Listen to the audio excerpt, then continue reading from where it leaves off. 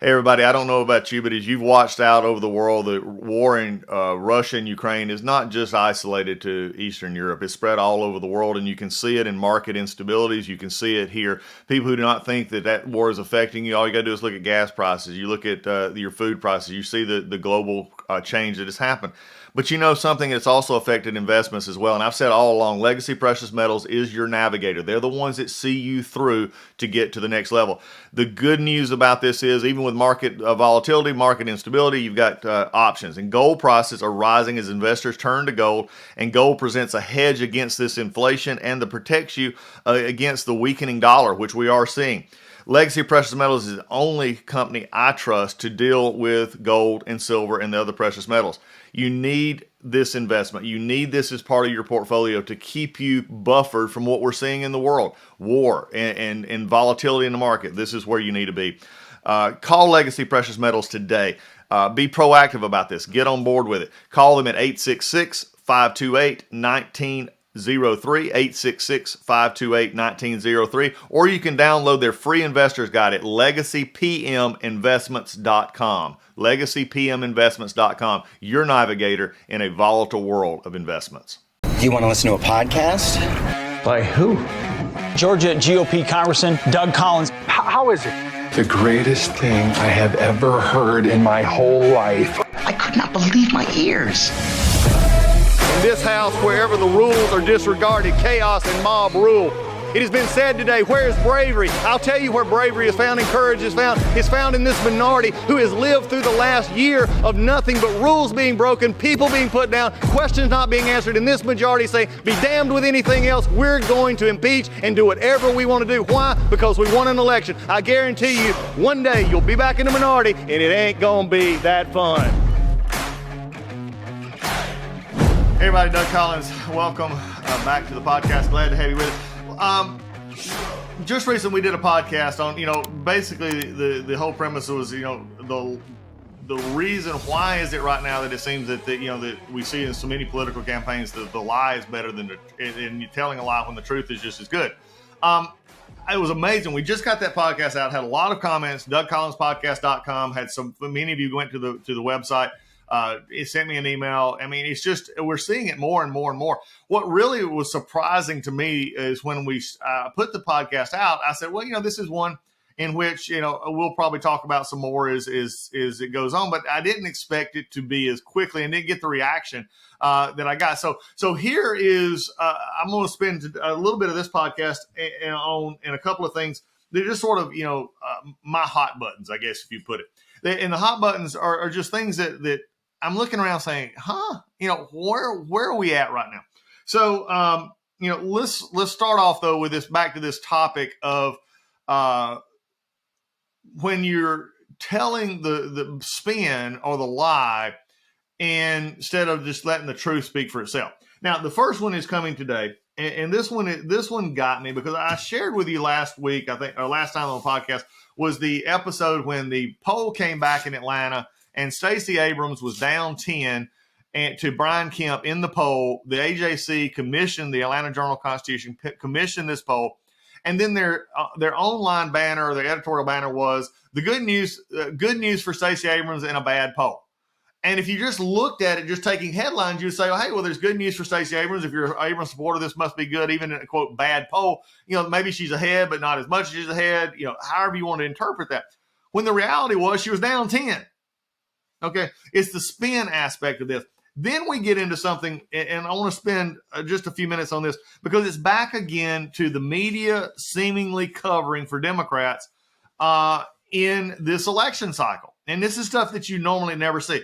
You would not expect a media conglomerate such as AJC, who I've known their editorial board for a long time. I've known their reporters. I still talk to them occasionally. Just seemingly so off base with a headline. And then you get Politico. And specifically, this was in the Politico Playbook PM, their afternoon edition, just the other day. And this was the one that I first read it and I'm looking at like, okay, let me just see what this is. The headline caught my attention and it said the poll that stirred the pot. So I said, well, let's take a look at it and see what we're talking about. And here's what it was. And what they're reporting on was the New York Times Siena College poll that came out just came out that said the GOP was just 3 weeks away from Election Day. And that then they said this. They said the top line is bad enough for Dems. Republicans have flipped the generic congressional ballot in their favor and now lead Democrats 49 to 45%. In September, the same New York Times Siena poll had the Democrats holding a 1-point advantage. So really what we're seeing here is, and this is a significant change in what many about a month ago were saying, well, the Democrats have they're going to not only keep the Senate, but maybe gain seats, and that the House is looking more and more iffy, that the Republicans are going to win it or not. I mean, you had all these glowing stories coming out of Washington, D.C. about, who's going to win, and then Democrats are going to be okay. And, and there was this sort of self-therapy group, it seemed like, among the Washington inside the Beltway crowd, especially the media, on the aspect and chances in this election cycle. So when you see this happen, that's a significant difference. Now, look, for the podcast listeners, and if you're new to the Doug Collins podcast, I hope you'll subscribe. If you got a link from somebody else, go to the wherever you get your podcast, subscribe to the podcast. We want you to be a regular listener. We've had John McLaughlin, we've had others who've really pollsters who dived into what polling actually is and how you use it and how it can be used and what you take from it. The best example for polling and what it means is one that my former guy that used to work with me, and we still talking a lot together on consulting campaigns, and that was, he just simply laid it out. A poll is simply a snapshot in time. That's all it is. And I don't care what you look for. Can you look for patterns? Can you look for other things? Yes. It's just like, it's like a farmer going out in the field and he notices that the animals are acting a little differently or the trees are acting a little. I mean, history, tells him or her that they're looking at this field. This is what's going to happen. We're going to get cooler earlier. It's going to be warmer later. A lot of things. Why? Not because they simply look at 1 second in time and say, okay, this looks like we're going to, but no, they can then take that second in time and compare it to everything that's gone before. We do this all the time. Polling is simply that way. Polling simply gives you that snapshot of that day, that time, or those few days in that time, and says, okay, here's what it says at this moment. And then it also is determined by who you ask, what time you ask, how you ask them, cell phone, non-cell phone. Again, if you're seeing a poll today out, one of the things I would ask on the crosstabs, which is the individual numbers under it, is how it was done. Not just registered voters or likely voters, but are they actually calling cell phones? Or was this an internet poll where they actually just said, hey, click on the internet poll, answer yes or no? Was it a poll that was conducted entirely by an email? Was it a SurveyMonkey poll, or was it something that, these kind of polls that just do simply, they give you a good snapshot, but their ability to just not interact with a live person on the other end, text polls, whatever it is. All this needs to be taken into account and you're saying, well, maybe you're scratching your head saying, well, why does that matter? Well, if you're doing a poll only on landlines, then you're only probably going to get a demographic that's above 40 years old, possibly even as high as 45, 50 years old, because landlines are just not as prevalent for people under the age of 40. They don't have them. And frankly, even in my household, and I'm 56, we would not have a landline, was it not for having to have one for my daughter and her elevator chair and everything else. So again, these are the things you have to look for in a poll. I lay that foundation to say, the way you report polling is, okay, this month, Democrats look to have fell back. Republicans look to have jumped forward. You might maybe ask, well, why would that be? Maybe they're resonating better on gas prices going back up. Inflation, the economy is getting more prevalent as we get closer to the election. But that's not what Politico did.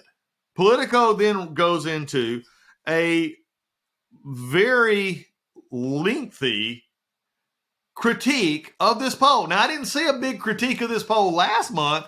When the Democrats were up 1, they didn't go into this long, in-depth saying, well, this is terrible. Democrats are only 1 point up. It should be 4 points up. Nothing. But here's what they go in.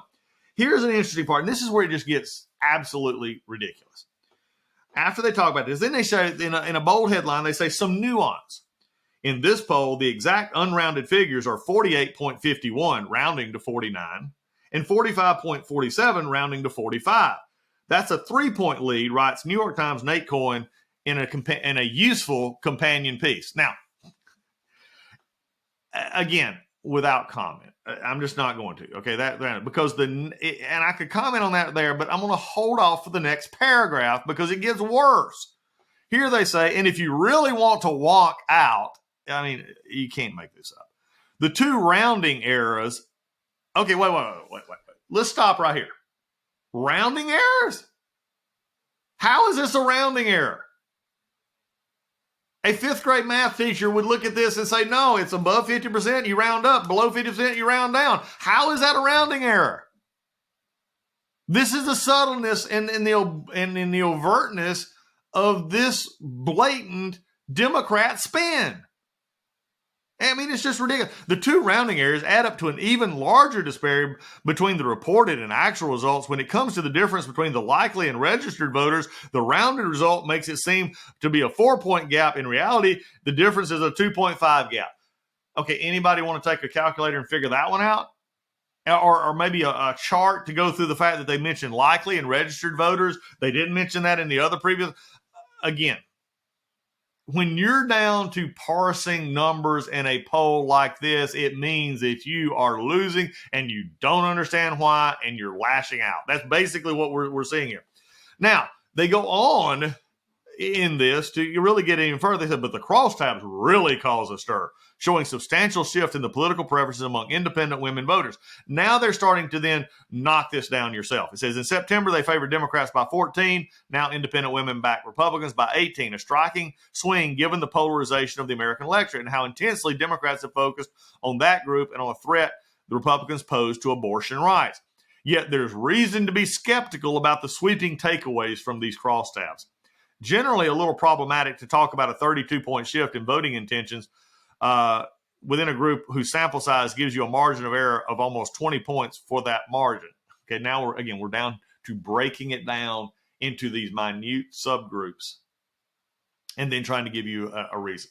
Okay, not as you've heard from pollsters who's been on my podcast before. That's not really how you look at this. Again, the sampling size, if you really wanted to sample and understand was there a huge shift between independent women in this who are backing Democrats, now backing Republicans, then you would basically target or you would poll independent women and then ask them, about these questions. Then you would actually see, and then we'd have a sample size of 200 or 300 instead of a sample size of a lot smaller. Again, it is, they make another one. The Economist, G. Elliott Morris, notes about the poll that the Republicans show winning 18% of black voters, and that sample size amounted to just 77 people. Again, it wasn't a matter of just 77 people maybe last month in that poll, but this month it matters because they don't like the position of the polling. Then he goes, so even though economic concerns, they start to point out, that economic concerns are the biggest. It's leapt since July to 44% from 36%, far higher than any other issue. For reference, I love how they added the next closest issues are state of democracy, 8%, and abortion and immigration, 5%. It's just really interesting here that not that this poll is the end all be all. Okay, or not that it's going to say for sure that now Republicans are going to take, 15 more seats. Does it indicate a shift in possible preference? Yes. Does it indicate on that polling time frame that this same sort of sampling that, for the last couple of months have shown Democrats ahead in the generic ballot, which is what this is, by the way, they're not polling a Republican representative name with a name or a Democrat representative with a name. They're just simply polling, would you vote for Democrat? Would you vote for Republican? What do you feel more comfortable in? So this is the kind of thing that is just really, when you look at this, again, why not what is the problem here with just pointing out saying, hey, there's been a shift in the poll. There seems to be some irregularity in the numbers. We'll see how the election plays out in the next 3 weeks. Instead, the press, who are supposed to be keeping what would be an objective point of view here, again, cross the line and don't do that. And they spend a great deal of a newsletter trying to convince others of like-minded possibly that, hey, this is okay. Don't go panicking. This poll has problems. Although, again, it's funny to me that you don't see the same nitpicking on the polling that you see when it was for Democrats instead of against Democrats. Again, when the truth would be better here, people would understand it better and say, hey, look, the races are tightening. You need to get out there. If you thought the Democrats were going to be able to survive this and you don't want that to happen, then you better start campaigning better. You better start helping your candidates, do whatever. But instead, trying to make a mockery of a poll that they all use and they've all been pointing at for the longest time to say Democrats were doing better than Republicans. Again, it just doesn't fly.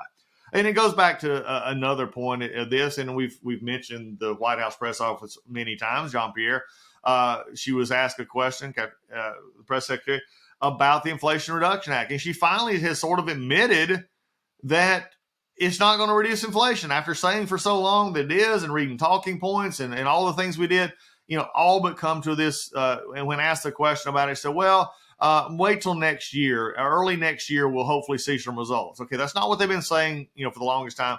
And I get political spin. You can email me if you want to, but I mean, look, I get political spin.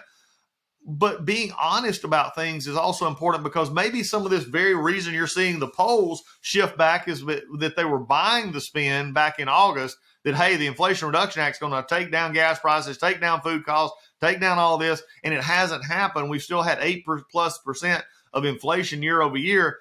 And people are starting to say, wait, they lied to us. Instead, wouldn't it have been just easier for the Democrats to say, hey, look, we put this in place. It's going to take a little while to get here. Bear with us. We're going to get this under control. Bear with us.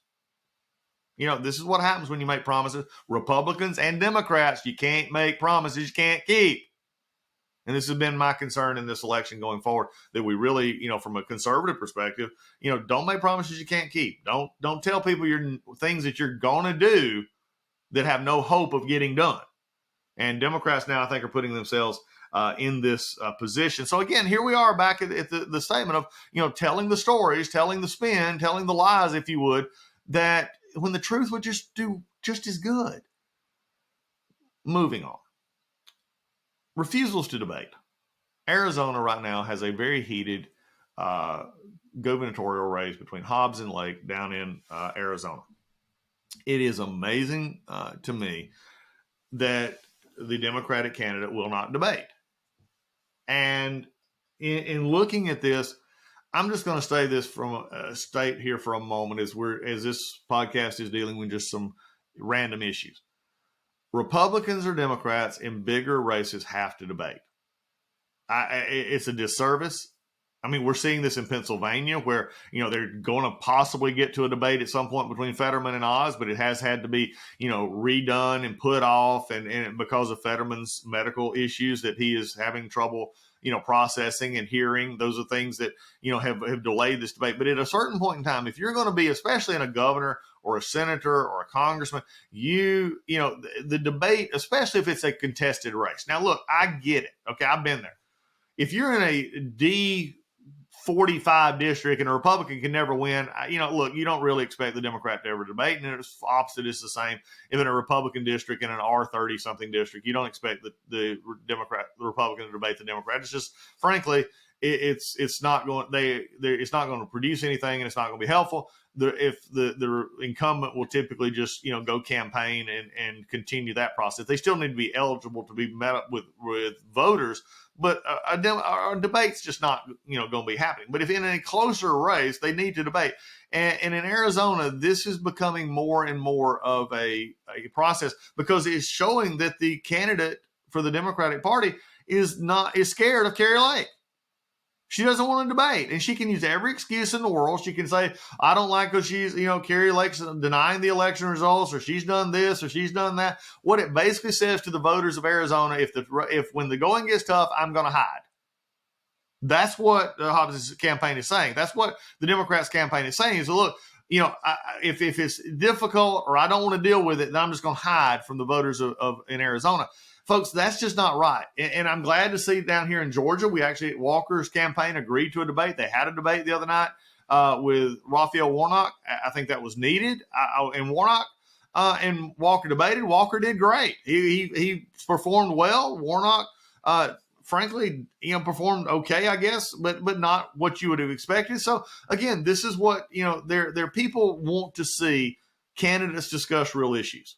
And sometimes in these races, especially if they're close races, especially for highest, races coming about, the race needs to, be in such a way that people can hear what a person who wants to lead a state is going to say. Kari Lake's right. She's calling this out. She's saying that it's, it's not right. And then you had the Arizona public broadcasting out there after they've always done a debate in all the governor's races, in the years before. Instead, when the Hobbs campaign said they were not going to debate, they'd offered her an hour, or a time, 30 minutes to an hour of just an interview instead of a debate. I mean, that's, again, when did PBS decide to start picking winners and losers? When did PBS decide to go back on the standard and say, well, we wanted a debate, but we can't get a debate, so we'll just do an interview? You can do an interview anytime. This is not what I think the people of Arizona deserve. It's not what the people of other states deserve. And my 2 cents worth is, if you're in a contested race and you're wanting to be the leader of a state, then you ought to be willing to stand on a stage and debate. You ought to be willing to stand up there. And if Hobbs is so upset at Kari Lake, then she has every opportunity to stand on that stage and debate Kari Lake and tell Kari Lake why she's wrong. The problem is she don't want to do it. That's wrong. Again, as we go random thoughts today, when the truth is better to get up and debate and do your best, let the people see what you believe and why you believe it, and defend those in a adversarial system. That's when can be shown to have true leadership. Leadership is not running away, and that's exactly what they're doing in Arizona. One of the things that I have seen happen in the previous years coming along is this idea, and really a concerning idea, that you have a more and more what I'll call a disconnect from reality when it comes to social interaction. And one of the worst things of social interaction that I have seen is the disconnect from people, and young people in particular, not being able to, how they can result in feelings, how they can, put stuff together, how they can, do, just normal conversations, things that we grew up, learning when you were in school. And the latest app, and there's apps all over the place. I mean, we've had the Facebook craze, we had the Twitter phase, you had Snapchat, you've had Instagram, you had everything, which again, it is amazing that, you have disconnect from so-called friends, but you don't know them. You don't have it, you don't have personal interaction. The latest app, one called Gas, is out there. And the reason I bring this up is not, I mean, if people want to use this, fine, I get it. But this Gas app is really popular now among high schools, and you can actually put in your high school, and it's built to be a positive, uplifting thing. So like, who is the smartest person, and who's the prettiest person, the best looking, whatever. Anyway, it's supposed to be a superlative. So to build people up, because we've seen, look, Instagram, Facebook, all these others are very toxic environments for teenagers. We get that. But it has been, Twitter has been forever, because it gives the keyboard courage folks out there, the ones who would rather sit in front of a keyboard and type up things to send to people, sometimes anonymously, to make themselves feel better, is the things that are actually destroying the interaction, and frankly, in turn, destroying the institutions that we know, from politics to religion to communities, because people don't know how to actually deal with conflict. They would rather get on a computer and type something nasty about somebody instead of actually having to confront that person and solve the problem. Gas is trying to overcome that, giving them a platform in which they're positively encouraging people. Here's my problem. If we continue down this path, and I'm not sure how you get out of it, folks, I really not. I'm 56. I don't get this. I mean, back in my day, if you wanted to ask, if you were in high school and you wanted to ask somebody out, you'd send them a note, or you'd see them at their locker, hey, do you like me? Check yes or no. If you had a problem with somebody, you either had to pick up the phone, or you had to actually see them, or you just avoided it one way or the other. I mean, it's just the way it was. Maybe this app is good and it reaffirms, and you're trying to give, kudos or whatever to folks to hey, good, attaboys, that you're doing great. I think the world of you, kind of thing. Okay, that's fine. But couldn't we just go back to just telling people, hey, I appreciate you. You're a friend. Hey, you've done a great job with that project. Hey, you're amazing. Again, we're losing more and more of what I call the social dynamic. And even through podcasts, I mean, I'm trying to recreate a podcast that actually, we're talking about, but it's not as personal as somebody, a friend or somebody you just got to know, having a cup of coffee, having a glass of tea, whatever you want to do, and sit down and getting to know people. This is a concern that I have. And so, look, I'm glad this app's out there, but I'm also concerned that, again, are we beginning more and more to where we're having to treat our teenagers and our young people as if they're, we have to entertain them 24/7. We have to give them something to make them feel accepted and welcome. I mean, where are we headed with this?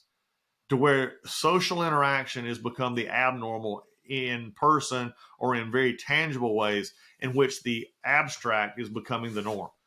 I think this is why we're seeing so much problems we're seeing in politics. I see it's why in social interaction. I think it's the divisiveness in our country is that too many people don't have to actually answer for what they believe or what they say. They don't have to give a defense for it, just like in governor's races and Senate races where they don't debate. They don't have to give answers to what, an answer from a component who believes entirely differently. That is the way that we do it. There's a scriptural admonition that iron sharpens iron.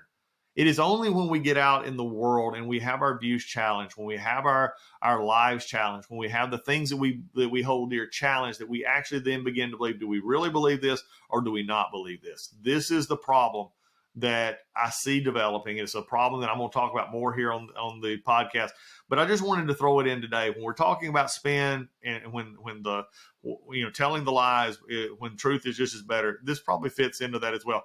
And the truth is, we need more social interaction. We need more people to understand how you deal with people, how you compromise, how you make friends, how you handle situations, more than just getting on a social media app and typing something up. Maybe I'm old, maybe I'm not. Maybe this is a reality that we all need, that we need to understand each other on a much better level. And that's it for the day on the Doug Collins Podcast. Thanks for being a part. We'll see you again soon. Hey everybody, MyPillow. I just wanted to let you know MyPillow is having the biggest sheet sale of the year. You'll have to help. You have all helped build MyPillow into an amazing company that it is today. And now Mike Lindell, the inventor and CEO, wants to give back exclusively to his listeners. The Percale bed sheet set is available in a variety of colors and sizes, and they're all on sale. For example, the queen size is regularly priced at $89.98, but it is now only $39.98 with our listener promo code. Order now because when they're gone, they're gone. You're not going to be able to get it. These Percale sheets are breathable. They have cool, crisp feel. They come with a 10-year warranty, 60-day money-back guarantee. Don't miss out on this incredible offer. There's a limited supply, so be sure to order now. Call 1-800-986-3994. Use the promo code Collins, COLLINS, or you can go to mypillow.com, click on the radio listener square, and use the promo code Collins, COLLINS. Lisa and I sleep on these sheets every night. You will want to have them as well. They're a wonderful product. Go right now, either 800-986-3994, code word Collins, or go to mypillow.com. Also use the code word Collins to get this discount. You will not regret it.